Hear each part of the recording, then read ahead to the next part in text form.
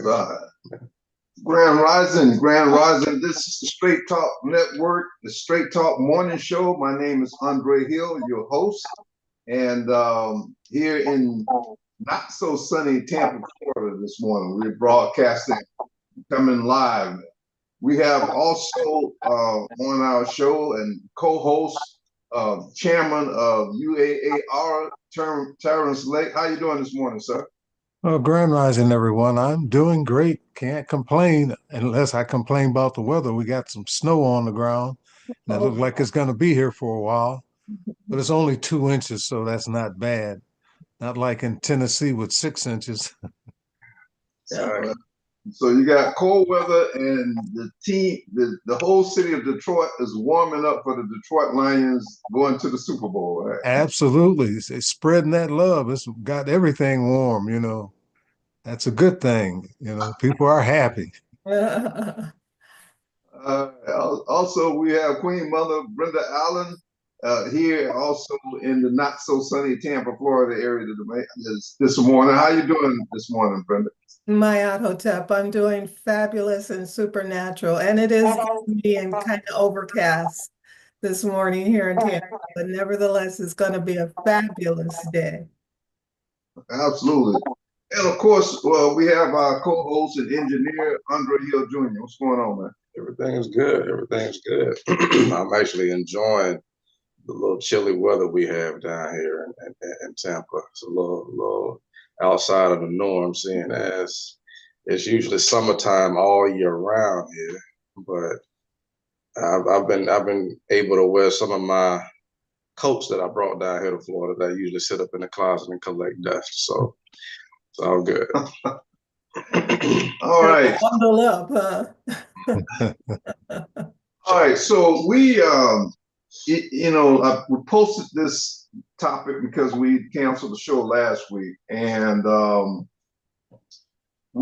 I ran across this page, and I don't remember the journalist's name, but he was a radio host out on the West Coast, and in his dismay, disappointment with the culture he was born into, he made a statement about the ineptness of one culture making life difficult for other cultures, for the preservation of their salvation. And so I wanted to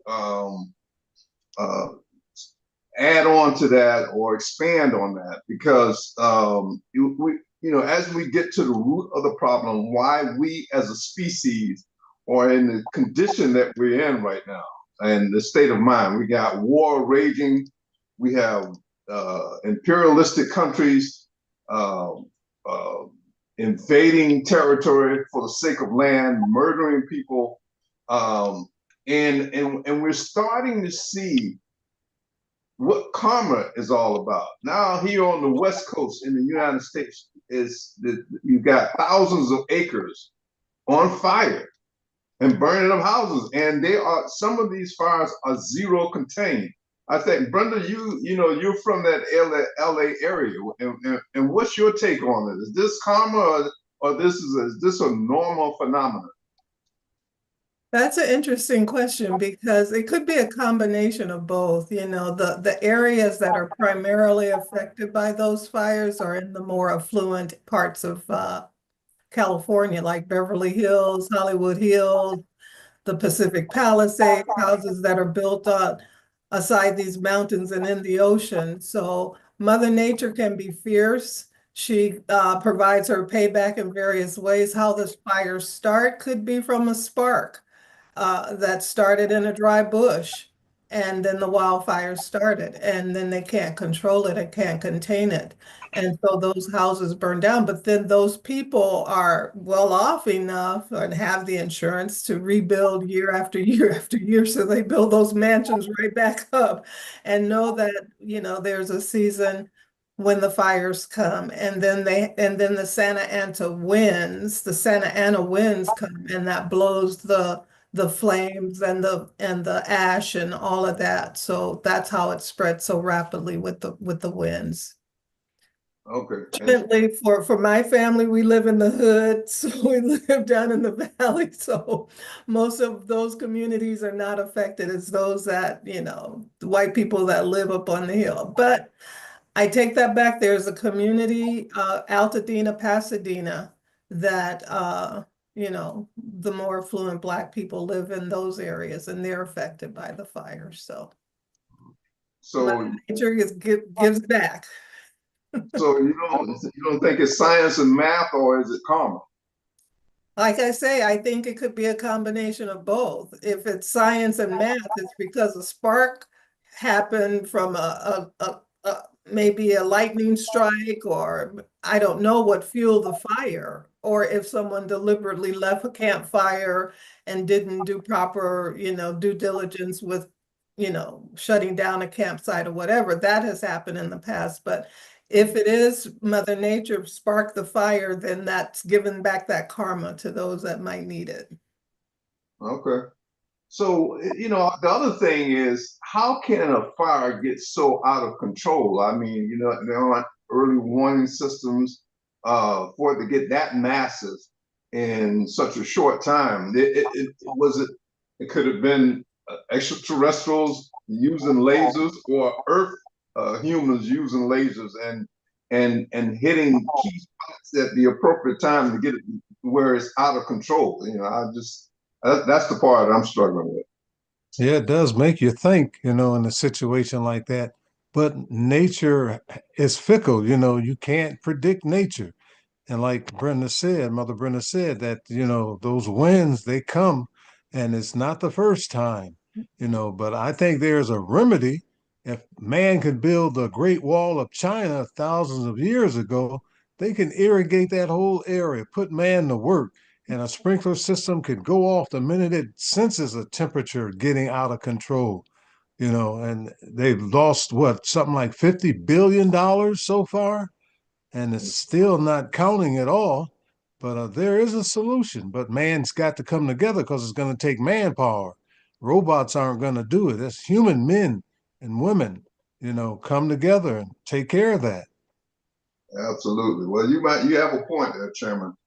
All right, so let's get into the topics. As I usually post on Friday nights, as promised, the ineptness of one recessive gene culture to dominate and enslave all other cultures of the same species. Were they given, I had a typo we just talked about, were they given this technology from a malevolent alien civilization that intends to enslave us all? Also, the destruction of the Black Aboriginal family and culture. These are some of the reasons our women will leave and give up on us meaning the Black men. Tune in and be enlightened. Go to Lucifer's Revenge. Now, a lot of these problems, and if you go to lucifersrevenge.net and order your copy of that book, it'll give you a layout of how we got to this point and why we are being forced as a species to understand we got to respect each other. We cannot, because of the ineptness of one culture, continue to cause this chaos of death and destruction, lying and cheating, because it's going to eventually jeopardize the entire planet or us as a species. The planet ain't going anywhere anytime soon, but we can definitely be eliminated. And so how do we focus on the one particular culture? How do we deal with them and with their ineptness? And in order to supplement this, they have to tilt the scales of the balance equations of the laws of the universe. They have to augment them so that the systems work in their favor, thereby starving off all the other cultures. So these are the things that we have to deal with.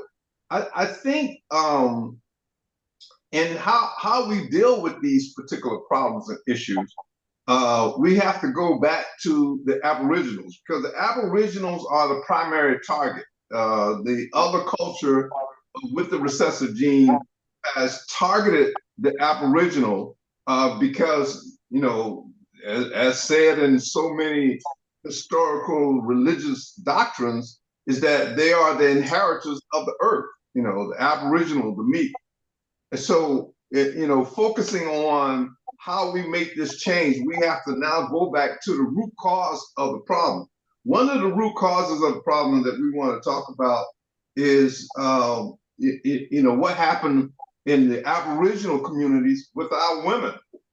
At this point, and me being an Aboriginal Black man, there is no, there is the solution we have to focus on is regaining the confidence of our women so that we can move forward and build structure in our family units. So we're going to talk about how we can fix these things, but we're going to identify some of the problems that happen with our women. And Brenda is the representative of our women, and she can cross-examine and some of these ideals. But before we start off, we got a video, a heartfelt video that I wanted to share with you. And this old sister reminds me of one of the elder women in our group, and her plea to all the melanated people is we got to do something. And what really struck me was her plea for why can we do something for our children and our grandchildren, and it's a very impressive. Go ahead and start that video.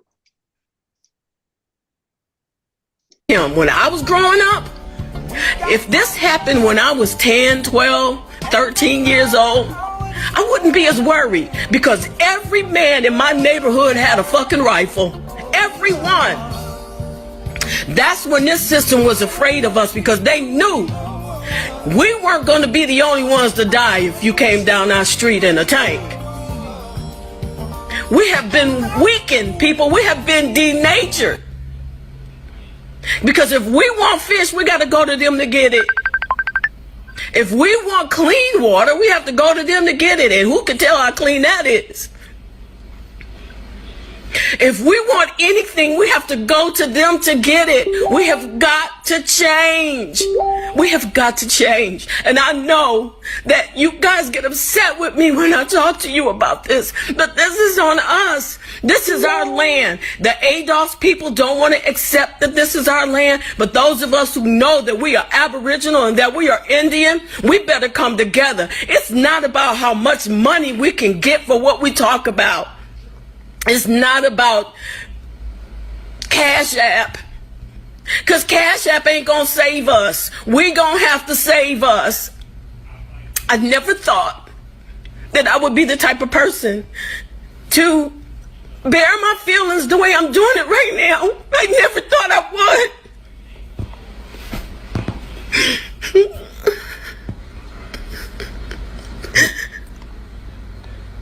But what about our babies and our grandchildren? What about them? Because even if we survive this, they won't. 10 years from now, they got another plan. This ain't the only plan.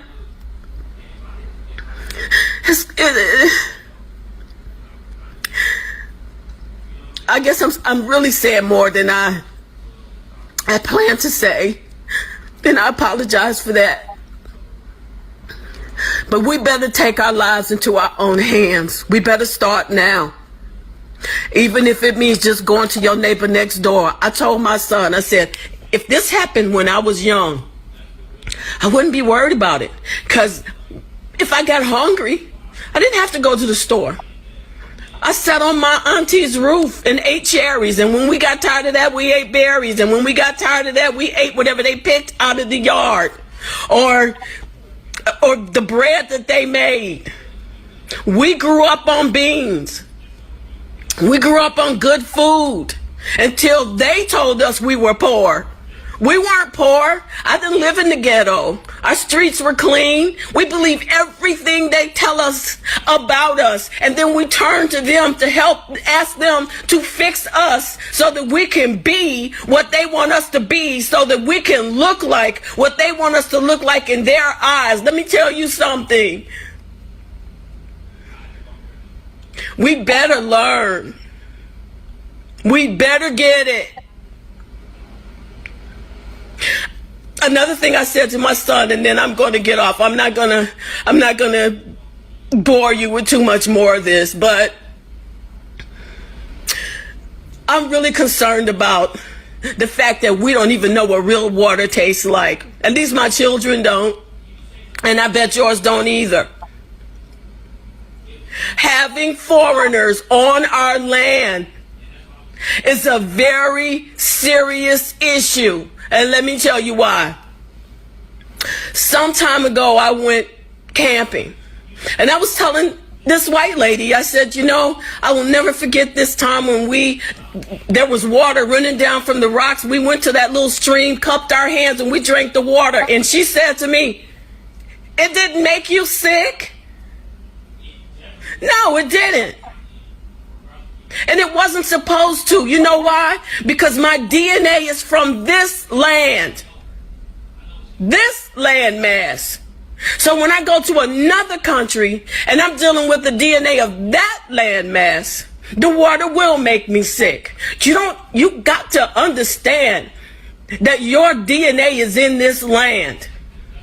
You're a copper, so is this land. People, just try and get it. Do some research. Go back into your family history and start finding out where you came from. Because if you are from Africa, then you need to be on that landmass. But if you're from here, you need to work to figure out how we can get our land back. How we can come together as a people. Because if we don't, we're done for. We are. And I know that other people don't say it out loud like this because they're scared. Well, let me tell you something. As brave as I usually am, I'm scared. I'm scared for us because we got to get it. We've got to see it. I don't care what religion you are. I don't care anything about that. It's about the bloodline. We're the same bloodline. We got to stop hating each other. We got to love each other enough to go to our next door neighbor and say, hey man, I'm your next door neighbor. We got to come together. We got to do like we used to do. We got to help each other mow our lawns. We got to start planting food in our yards. We need to get trees that bear fruit in our yard. So if you need something from me, I have it for you. Because I'm going to tell you, that's who we really are.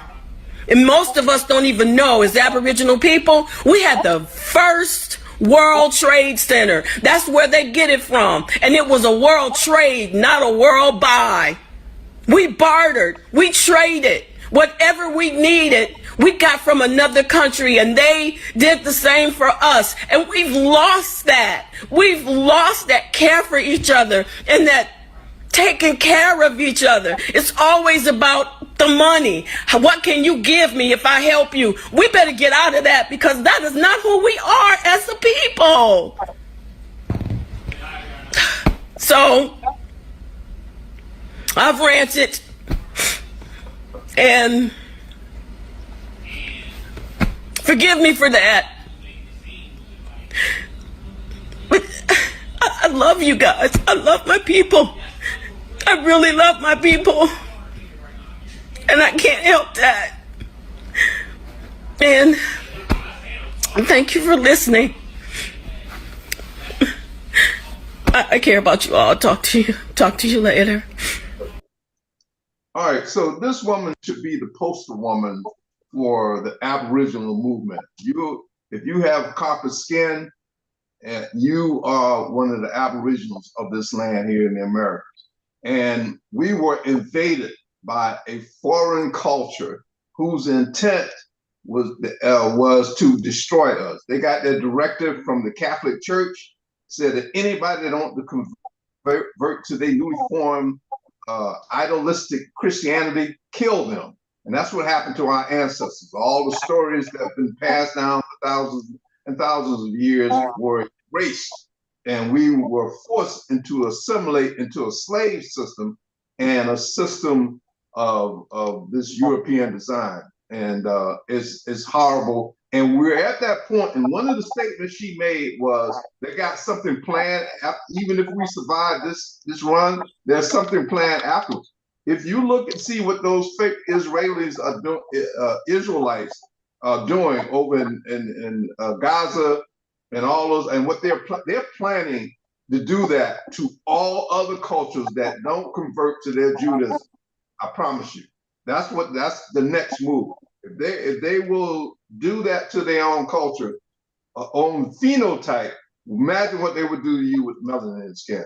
Hey, Chairman, you got any comments on that old sister and what she's saying? No, she's speaking a lot of truth. It's like nobody's coming to save us. We're going to have to save ourselves. But I'm looking at, the generations down the road. It's a new generation coming up with my grandchildren. Those kids are smart. And it's always been that they're able to learn. I think being God's children, we're all capable, but if you're not exposed to new information, there's nothing you can do about it.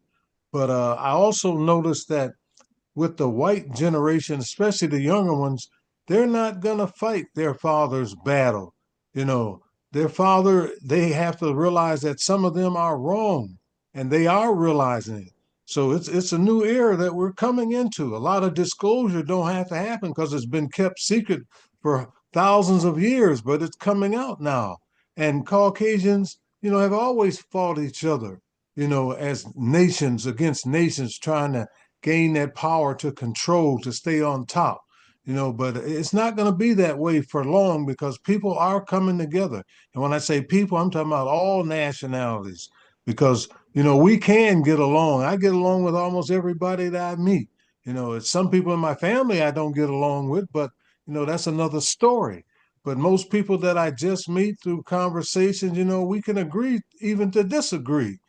But it is getting better, whether people see it or not, because a lot of whites are being disenfranchised and don't have what some of their peers have. And, they're beginning to wonder, is this a setup for them too? Only just the super rich going to survive and we'll all be their slaves? There's a change coming, I guarantee you. All right.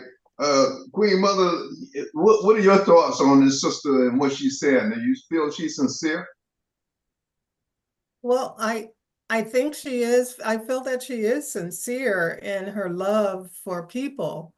And I agree with her that we must find ourselves in a self-sustainability situation with taking control of our resources and where we stay, our self-governance and all of that, to take back some of those things, bringing some balance back to Mother Nature. So we do that as a collective, and, knowing the truth also helps when we can tell our young people, this is what happened in the past. This is how the barbarians came in and conquered and pillaged and raped and so forth. Then they realize that that has been done. Let's not let that happen again. So we have to build our own defenses and be ready to stave off any other invasions. When we know they're coming, we must be able to defend ourselves and bring back our own self-governance and equality. That's what Mother Nature wants. And then again, we're in this era. We're coming out of this chaotic state from the copper into the golden era. So I see, unlike the clan mother, I couldn't see her last name, but not being negative, you have to be positive. So the tears, I understand the emotion, but that can't be a weakness for us. So we have to be positive in order to help bring back the balance. Okay, so Andre Jr., do you think your generation can survive what these folks got planned on the horizon for you? Yeah, because what we're setting up is exactly the plan to survive it. So, well, you know what? I don't really, talk about it much on social media these days. But if anybody's, wondering, where's Andre Jr. and and his opinions or views or plans on, these current and coming times. I'm watching and observing uh, groups who, like us, who get it and they're making the proper steps. Um, all three of you elders said something relevant to a point I want to make here. Um, the necessity to come together. Um, I think first and foremost, our people in particular, we're going to have to see something tangible built before we can truly make the transition. I mean, the majority of us. So, I forget what movie this came from. I'm pretty sure y'all know what I'm talking about, but it is a very common or a very popular statement that says, "If you build it, they will come." Mhm. Build But a I better forget what movie. mousetrap. Yeah. Okay. Okay, because I don't think I've ever seen that movie in its entirety, but that one scene always sticks with me, and I'm pretty confident on that because most of my generation is always asking how where can we go to and how can we set up essentially a system of separation. So my generation is more than willing to do it, but speaking of the Catholic Church, speaking of looking back in time and understanding what happened, and also how those tactics from back then are still relevant to right now, and what type of plans they have for us right now or and into the next 20 years. It's still an invasive process. Remember, we're still talking about parasites. We never forget that. We're always talking about a parasite. We're talking about an invasion. That's what a parasite does. Invade your body. It doesn't matter what type of body it is. That's just what they do, and they're not going to change that. They're not going to change that. Even parasites that have evolved over millions of years haven't changed. Their their primary function is to invade you. That's just what they do. So I want to play a video that I sent you this last night. The reconstruction of Hitler's speech. Oh, yeah. Right. So now, mind you, and so I believe our Straight Talk page probably got shut down because we were talking about Ashkenazi Jewish people, right? I want to strongly assume that, right? And this video is probably, I mean, anything that you show of Hitler is going to be offensive to them. But typically, when we see any depiction or video or anything of Hitler, he's usually conveyed as or portrayed like as some kind of madman. And I want to ask any elder here because y'all probably saw more of the propaganda about him and during those times than my generation did. And so, just really quick before I play the video, I want to ask: have any one of y'all seen a translated version of any of his speeches? No, not until you sent that video to me, and I was kind of like, wait a minute. Right. So I think what we're going to see here is a revelation of what Germany was dealing with the particular group in question, who's doing most of the parasitic acts, just like you talking about over there in I'm gonna call it, like I say in the last show, call it New Canaan. You know who we're talking about. We're talking about Israel, whatever. But that same system of parasitism has now spread all over the planet. And I'm going to hurry up and land this plane and play this video. And we talked about this in Lucifer's Revenge in depth, exactly how they came to be and what their overall agenda is going forward, and also the source of their quote unquote power. We talk about all of that in Lucifer's Revenge. But let me go ahead and play this video that I think anybody will find quite intriguing. It's not too long, but because it goes by kind of quick once you realize what he's saying. In connection with the Jewish question, I have this to say. It is a shameful spectacle to see how the whole democratic world is oozing sympathy for the poor, tormented Jewish people, but remains hard-hearted and obdurate when it comes to helping them, which is surely, in view of its attitude, an obvious duty. The arguments that are brought up as an excuse for not helping them actually speak for us Germans and Italians. For this is what they say. 1, we, that is the democracies, are not in a position to take in the Jews. Yet in these empires there are not 10 people to the square kilometer, while Germany, with her 135 inhabitants to the square kilometer, is supposed to have room for them. 2, they assure us we cannot take them unless Germany is prepared to allow them a certain amount of capital to bring with them as immigrants. For hundreds of years, Germany was good enough to receive these elements, although they possessed nothing except infectious political and physical diseases. What they possess today, they have by a very large extent gained at the cost of the less astute German nation by the most reprehensible manipulations. Today, we are merely paying this people what it deserves. When the German nation was, thanks to the inflation instigated and carried through by Jews, deprived of the entire savings which it had accumulated in years of honest work, when the rest of the world took away the German nation's foreign investments, when we were divested of the whole of our colonial possessions, these philanthropic considerations evidently carried little noticeable weight with democratic statesmen. Today I can only assure these gentlemen that thanks to the brutal education with which the democracies favored us for 15 years, we are completely hardened to all attacks of sentiment. After more than 800,000 children of the nation had died of hunger and undernourishment at the close of the war, we witnessed almost 1 million head of milking cows being driven away from us in accordance with the cruel paragraphs of a dictate which the humane democratic apostles of the world forced upon us as a peace treaty.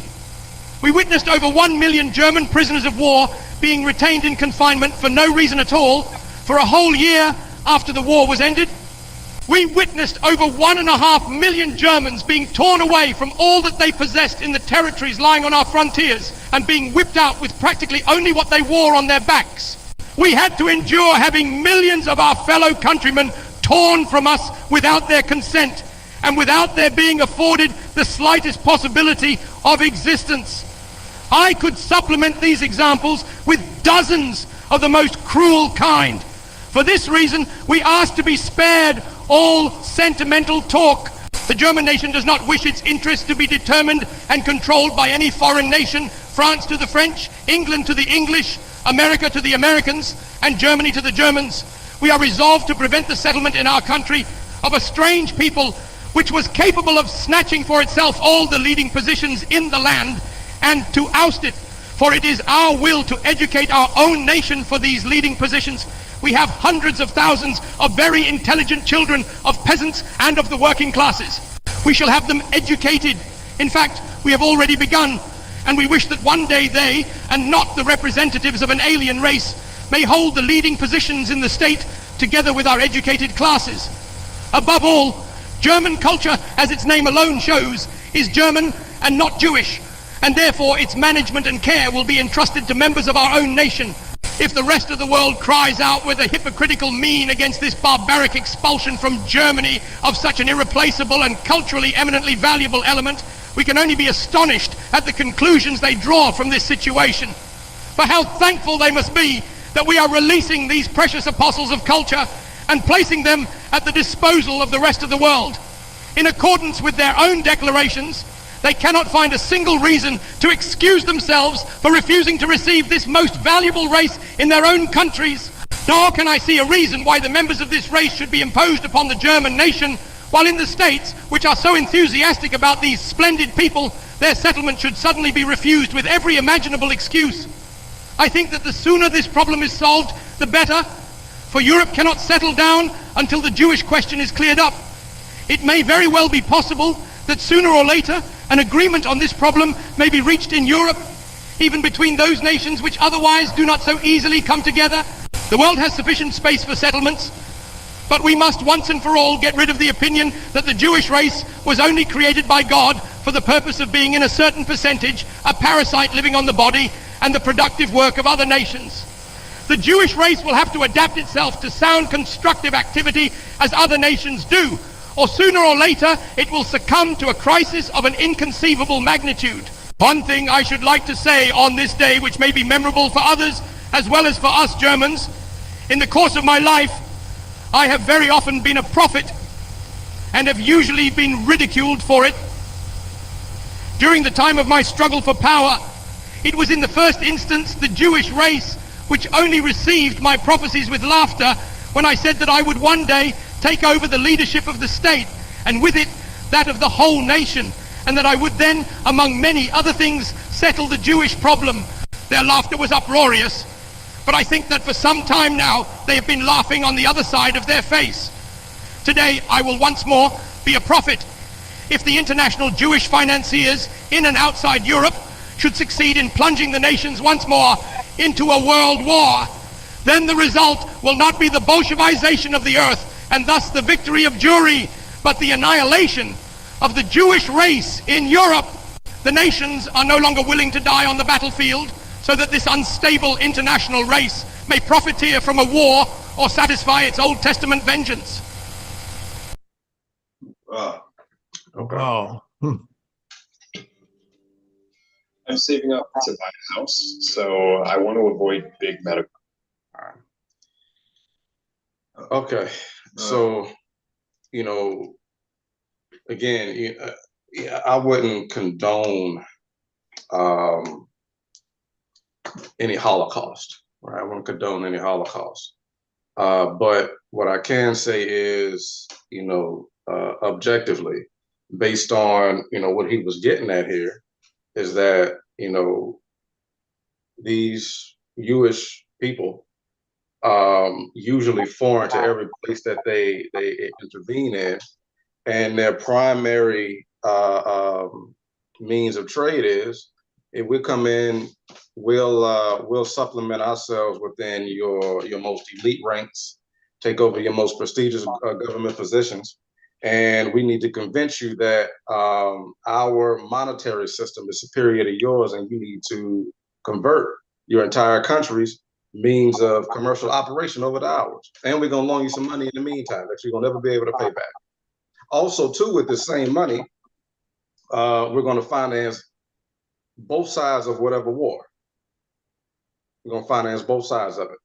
And so, that is parasite in human form, parasitic in human form. And it's understandable, like I say, not let's say, commendable, but understandable, Germany's position on, let's say, that particular group of people, which when we think about the invasion of America, that is primarily how they invaded this country as well, of Aboriginals.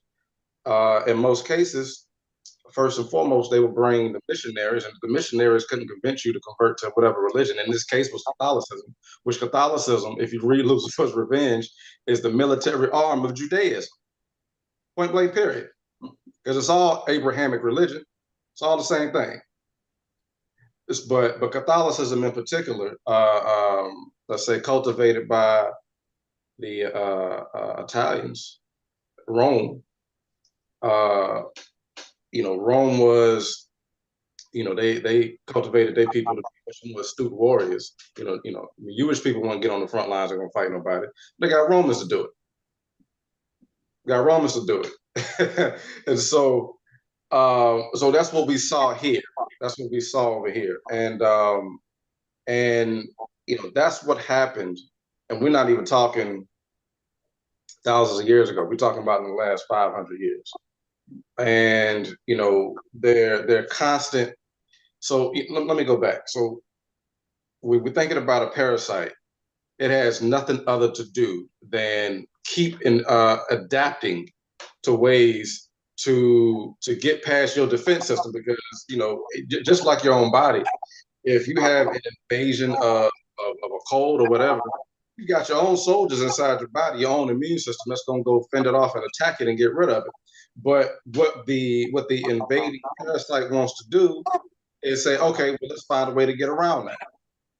So it adapts to your immune system.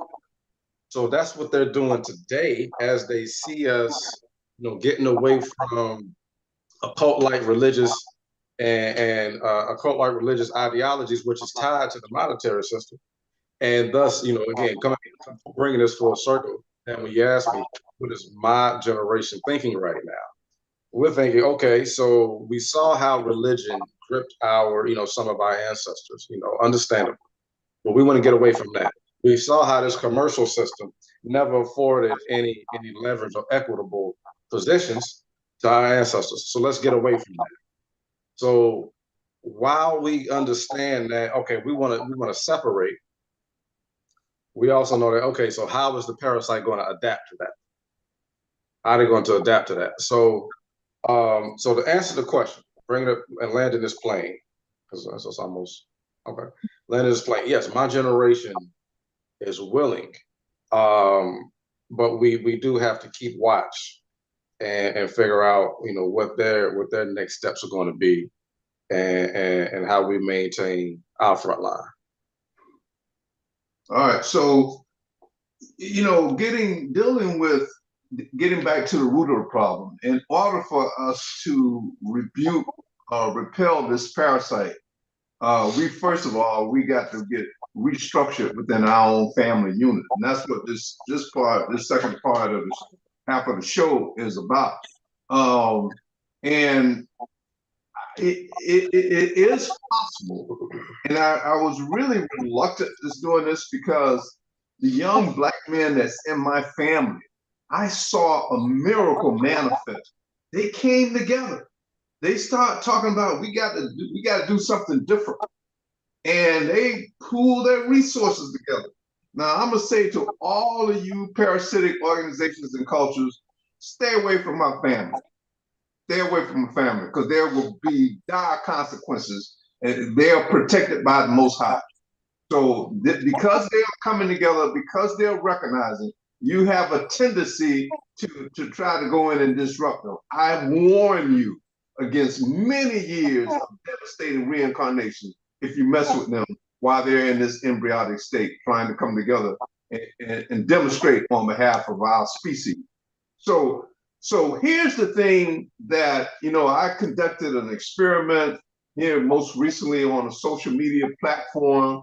And what I found with many of our Aboriginal women who we have left unprotected for 400 years, they have adapted to surviving, but their survival mode is not positively conducive to our survival. And it is not sensitive to what's going to happen to our children and our grandchildren, as the sister in that earlier video discussed. So here's where they are, and here's my message to the young Aboriginal men: what you need to expect right now. This is the state of mind. You can't reason with our women. You're going to have to demonstrate. Now, here I ran across this post, and it resonated through me because of even my most recent episodes of encounters with our women. It says, women will always leave when there is nothing more to benefit from. Now I'm going like, well, what happened to those women those black women that were in the Black Panthers, and they were the ones that really organized and fed the children, and they saw the need to struggle and to be about our family unit, but that's gone. That is, for my son's generation, this is what they was posted. It says, ignorant men don't know this. If you lose your job, in no time she will leave you. If you lose your money trying to impress her and go broke, she will leave you. If you lose your ability to provide for her, she will leave. If she sees someone better than you, she will leave. Women love value. Men value love. There is no point in woman's existence where women value love more than their selfishness. To them, love is centered on what they can benefit from men and not even what they can give to me. Warning my son, be ruthless when it comes to women. These women don't understand how an average man is. They do not pity, punishing, and judging an average man harshly. Don't lose focus trying to love a woman. She will make you regret it. Now that's a pretty harsh statement, you know. But right now it's the predicament that the younger generations, my son's generation, this is what they're facing in their relationship with these women. And this experiment I conducted on social media, out of 100 women, all of them had the same mentality. I don't want to be about no revolution. I don't want to be about no struggle, no stress. I don't care what happened to our children. I just want to have a man that I can call my own and live the rest of my life with. I promise you, that's what I experienced. So I'm gonna toss the ball. Chairman. I'm gonna start off with Brenda on this one and let her respond as to the state of mind of our women at this point. Well, I wouldn't group all women in the same situation, first of all. Not all women are like that. And this guy, whoever wrote that piece, may have experienced women that are materialistic, and that's what they value. They want the Gucci purse, the Gucci shoes, the red bottom shoes, and all of that. So if you find a woman of that nature and you can't support her, then leave her alone, right? But most women, I think, for the most part, want to love Black men and to support them. Women that have a higher level of consciousness and a higher level of vibration and frequency will understand that there is a balance that's needed between male and female on every level, and equality among both. That's what Mother Nature wants us to have. But if my value is placed on bringing me, expensive clothes and shoes, then I have very little value for myself. So I can only speak from a personal point of view. I don't think like most women do. I watch my parents support each other, my mother, my father. And my dad gave everything to my mother and provided for her. I know what it is to have a father that's supportive, loving of his family, protector, and all of that. Now, maybe that's not a situation for every other woman, but that's my situation. So I know how to look for and what to expect and the characteristics of a man that's going to provide those things that my dad provided for his family. So that's what I look for. When things get tough, I don't get going. We work it through. You gotta stay in the game. If it means anything at all, if you place any value above material things, then you will stay in the situation and help bring the betterness forward. So that is my concession. That is what I see happening. I was told once by a gentleman that women shouldn't look for a man that's beneath her. She should look for a man that's either equal with her or above. So is that the same thing? Resources at a higher level, is that what I'm supposed to aim for? Or this man right here can bring me more other than his dollar bill? Where's the balance? Where is the balance? So you have to find it within yourself and know that I'm equal to any man born on this planet. I'm not subordinate of him, neither is he subordinate of me. And when we can think like that, that's how our ancestors, that's how they were able to sustain relationships for long periods of time, just being in balance. So that's my take on it. All right, Chairman, if you lose your job, will she leave you? If you lose your money trying to impress her and go broke, will she leave you? If you lose your ability to provide her, will she leave you? In some cases, some will and some won't. I don't try to put all women in the same boat because, we're individuals, we're different. I mean, we've been bombarded with so many different religions that male and female is confused today. But one thing about the female today, she's not going to put up with the women put up in my ear being going back 50 years ago, 60 years ago. Before they were obedient. And women don't want to hear that anymore, being obedient. They want to be in a equal, mutual situation, helping each other. But back in the day, they went along whatever the man said. You stay at home. What was it? Keep them barefoot in the Pregnant winter and pregnant in the summer. And that way and in you the can kitchen. control them. Right. And in the kitchen. Women aren't going along with that. A lot of them now say, well, I'll just do without. In fact, a lot of them now are turning to other women, because love is a feeling in a sense, emotional feeling. And they get more of that emotional feeling from other women in some cases. Women have always been a little bit more feminine and lovable towards other women. They've always been able to walk each other's hand down the street, even back in the day when if a man walked down the street with another man, he'd get jumped on. But today it's a different story. Men are holding hands walking down the street together. So with women, you got to raise your game up. You got to show them that they're human, because that's what they want. They want that respect. They want that love and understanding. And then things can go along, like friendship with two guys being friends. As long as they're walking together, they're going to be together. But if they're going in different ways, they're going to be separate.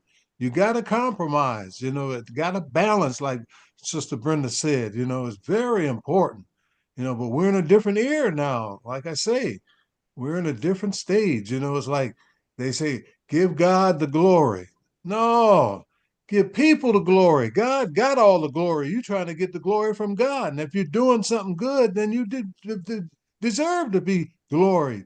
And that's something with all people. If you do something, be fair. Give him the glory.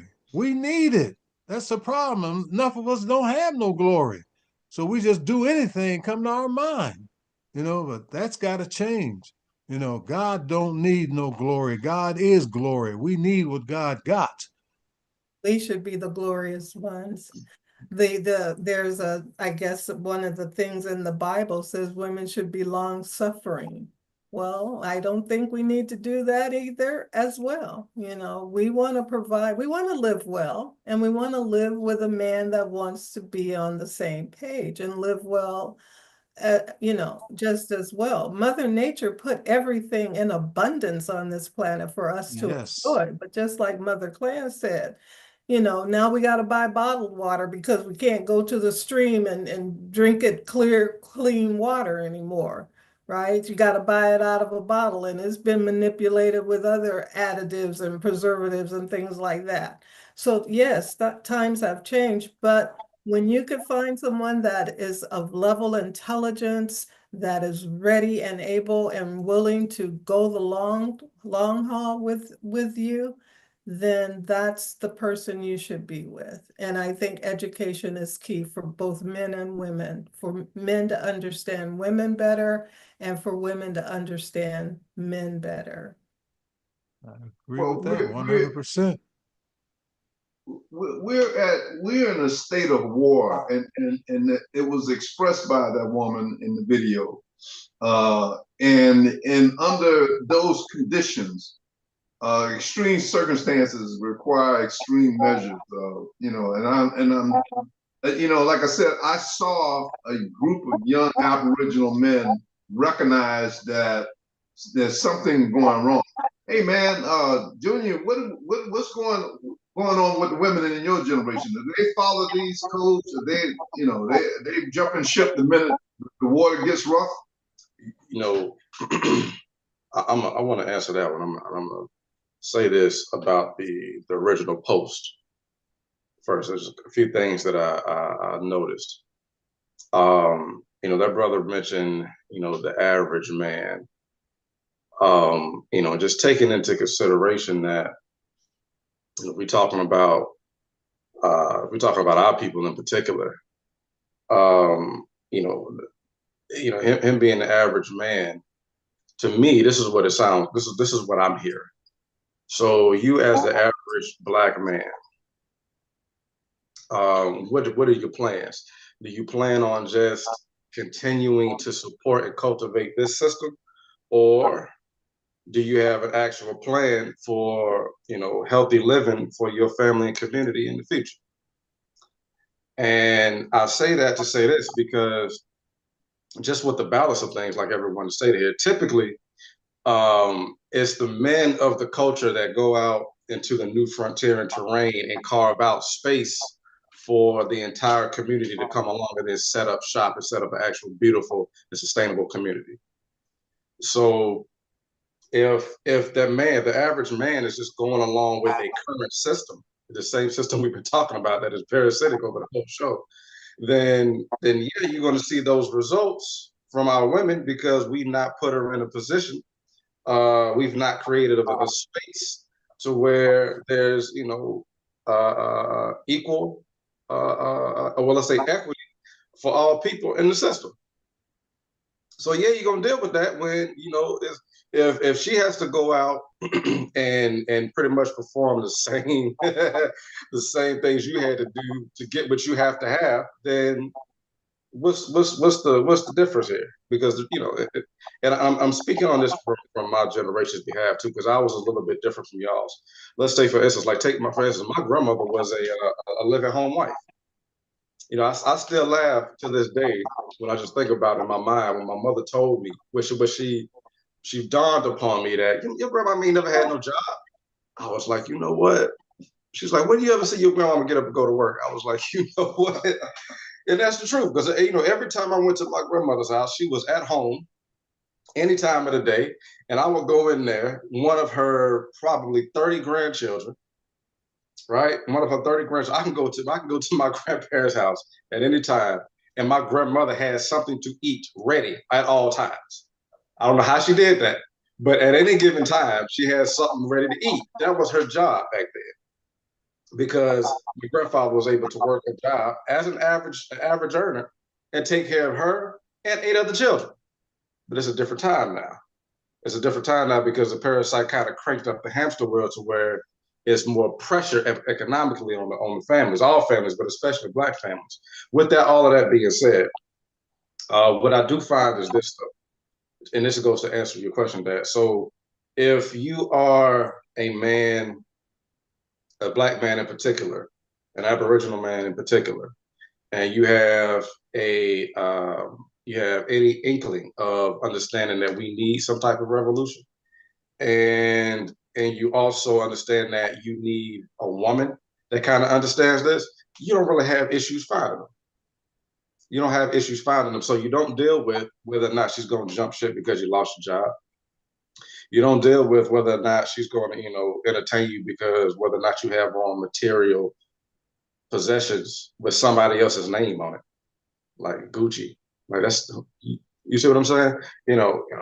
In other words, you can go to Marshall's, get the same clothes, it just ain't got Gucci's name on it, and it costs $2,000 less, right? So just anyway, the point is, I think for that type of brother and any brother who's thinking like that, if you have no other plan but to assimilate into the system, you're gonna continue to deal with that from women.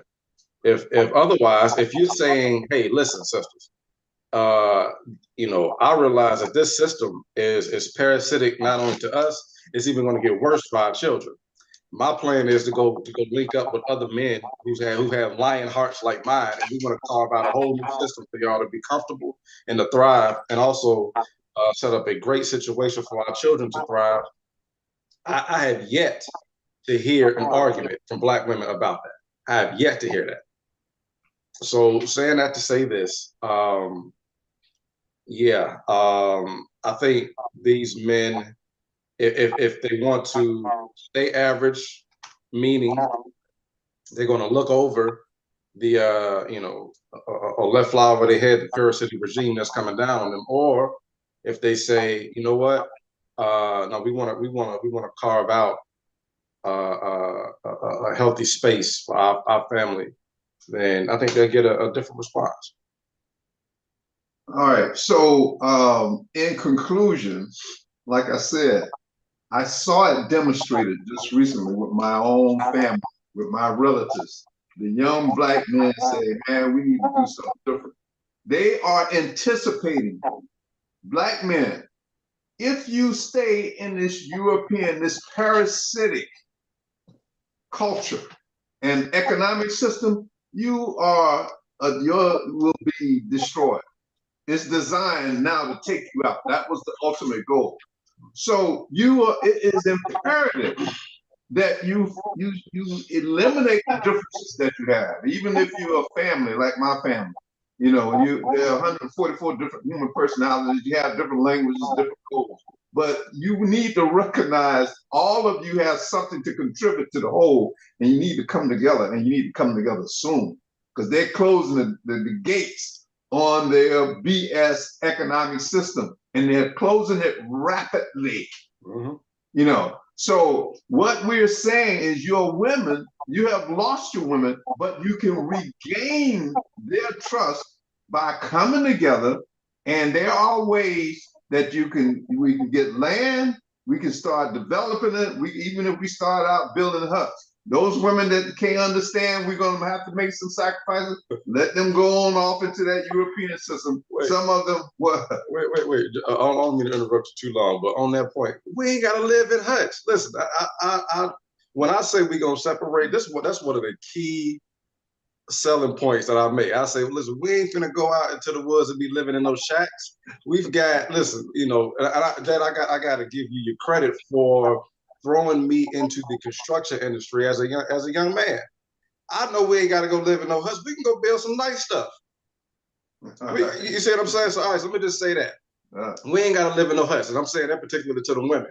Y'all ain't got to live in no huts. We can build some nice stuff, or y'all can set up the house, do all the homemaking stuff that you want to do. Believe, trust, and believe at affordable prices. My bad. Go ahead, Dan. And so my point is, those women that were in the Black Panthers, they knew that there was some sacrifice, you know, from the illusion of what the parasitic system, you know, there may be an adjustment downgrade, but once you reclaim your own destiny, once you reclaim the narrative of how you're going to live and being self-sustainable, you're going to get it all back, and you don't have to sell your soul or sell your body. And that's the objective. But the young Black men, right now, the state of women, of the average women, the state of the mindset of the average woman out there, you're fighting a losing battle trying to get them to survive in this parasitic system. So get with a group of Black men, put away your differences, give us a call. We're building. We have a chief development program. We're going to be. You got brothers, the chiefs and warriors. We're going to help organize you and show you how to do it administratively. And my son's going to give you the email address to contact them as we close the show. But yeah, the time is up. That system is done, and they're closing the ranks. They're buying up, creating an illusion that they're buying up land. All of their money is worthless. It's worthless. And so we can get involved in an economic system based on true intrinsic value, and you can restore your dignity as a man and I promise you, so these women will start making the necessary adjustments to join your organization. But they're not going to join it when there's another culture signing your paycheck. You're in jeopardy. Absolutely. You're in jeopardy right now. Because he can stop signing your paycheck. What you gonna do? Yeah. So I'm gonna close it on that. Brenda, you have any closing words? My closing words will be that we must be fearless. We must be unlimited in our abilities and capabilities, and we are winning. We will win this battle, whether it's on a spiritual front, on a physical front. We have divine protection that will get us through this situation, and our children, our future generations will see a utopian environment because we are starting it now. This small group has already put it into play, and it will be carried forward and carried out. And I have no fear that my great-grandsons will live on this planet in peace and joy, happiness, harmony, balance, justice, reciprocity, harmony, order. Those principles they will love and be loved by. All right. Well, Chairman, what are your closing words, and tell them how to find your book? Well, my closing words are, if we're going to have any type of a change in society, it's up to us to make that change. It's not going to happen by itself. It's not going to take a prayer to make it change. Prayer gives you strength, but it boils down to the action. Action is what makes changes, not thought. When God thought about life, he thought about it first, then he put it into action.